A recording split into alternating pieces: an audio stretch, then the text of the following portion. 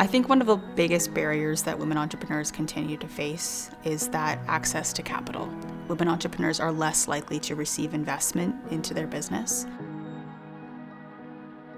And we acknowledge that in the program. We understand that that's a challenge, and so we do all that we can to make their case, to pitch their business, to secure funding and investment into their enterprises.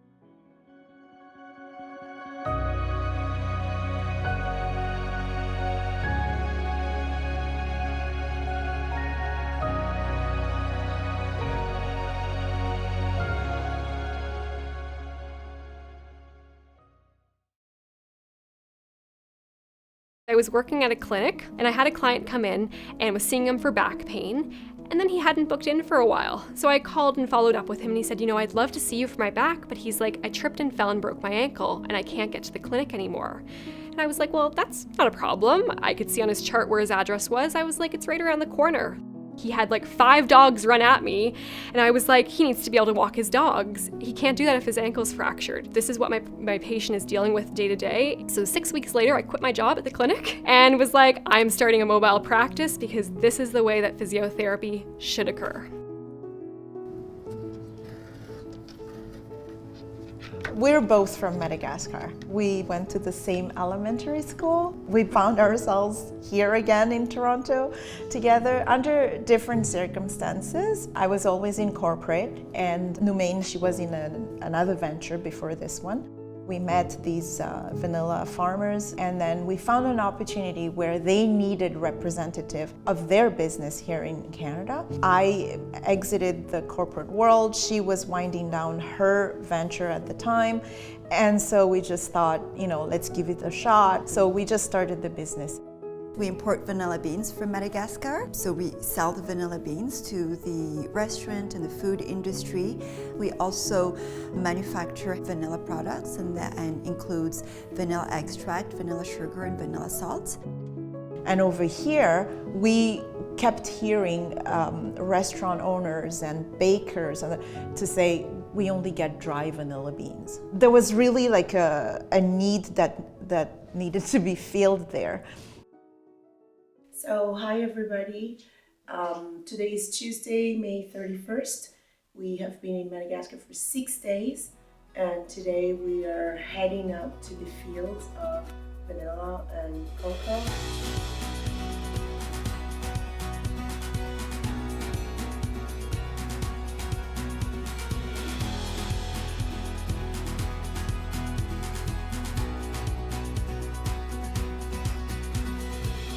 The Madagascar aspect drove it very strongly because it was an ask from the vanilla farmers.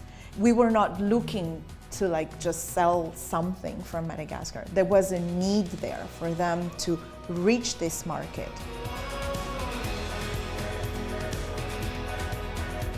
Right now, it's really how do we go out and find the customers. A lot of people don't know about us, and so how do we get our name out there? How do we have all those restaurants and businesses who are looking for vanilla know that we exist? How do you sell yourself in 30 seconds? What does a good pitch look like in a really welcoming, supportive environment? Then they can step into other areas and just take over the room, right?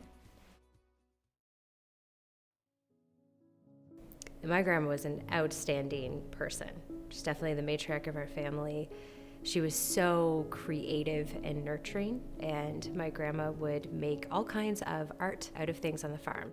So growing up, my family would go to their farm very often and just learned a lot in the dirt and running around in the fields and helping here or there.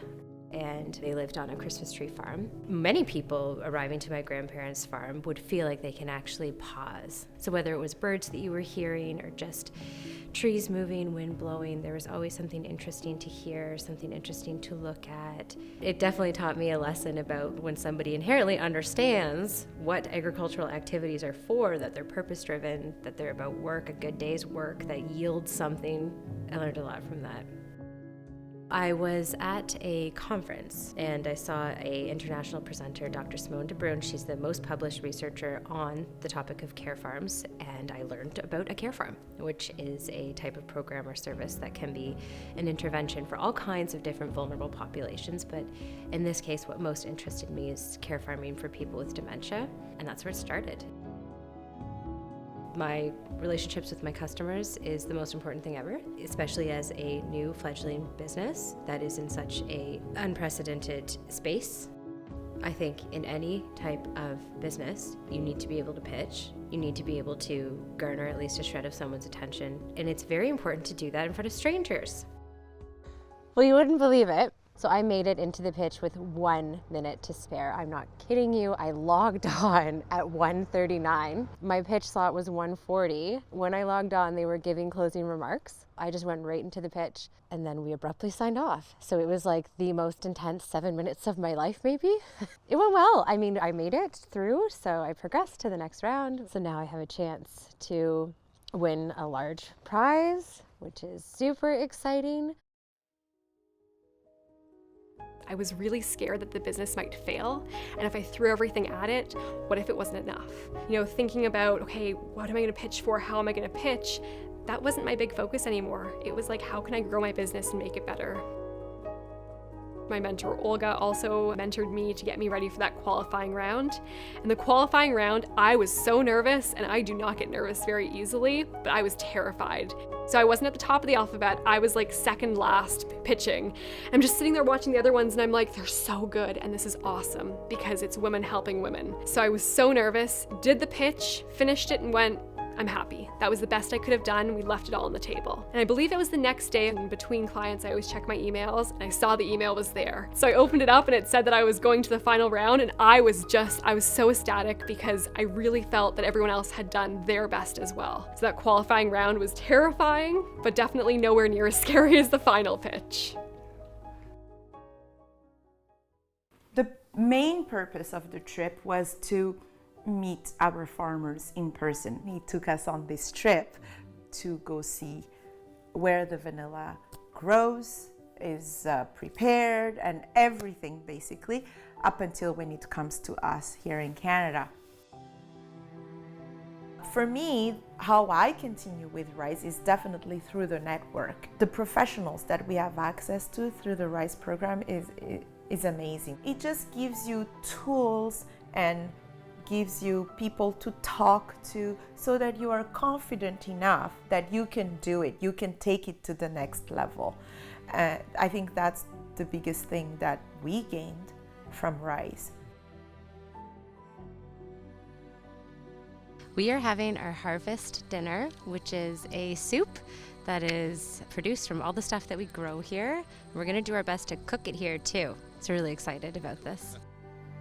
So I won $10,000 with the social enterprise category. It gave me a lot of confidence that this is a good thing. The cash prize really helped me be able to focus on the relationships and worry a little bit less about being an impoverished business owner. The People's Choice Award was very surprising for me. I had no idea that I was going to win that. I think most people, when they learn about care farms, especially after they visit this one, they probably love somebody with dementia or know somebody, because most people do. So I think the People's Choice Award is really a reflection of that. I feel a lot of gratitude for the support, the help from everybody involved. What I am working to provide is something that people see a need for and would sign themselves up for, right? Like that's what I want.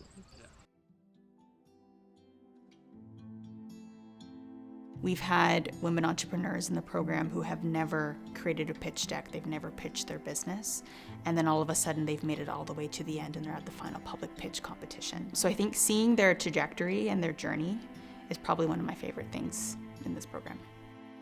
While the pitch competition was streaming, I actually went for a run during the competition. Had it on my phone, so I was watching, but it's actually going for a run because I was like, I'm disappointed in the way that I performed that day. So I went home, set my phone up, turned my video on. I was like, okay, let's watch, because you're gonna want to be supportive of the others when they win. And then they called my name, and my fiance wasn't even in the same room because I had told him, I was like, there's no way. And so I muted myself and turned my video off, and I was like, I won! And he comes in and he's like, what? And I was like, I won!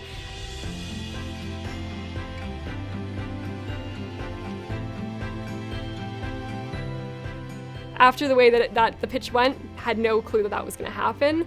But I guess the judges saw the value in what I was hoping to do. I would say Rise Ventures has been everything for my business. Before that, I did not see myself as an entrepreneur. If you are willing to put in just as much work as the mentors and the team at Rise are willing to put in, there's really no telling how far your business could grow. And Rise just gave me that confidence to get there.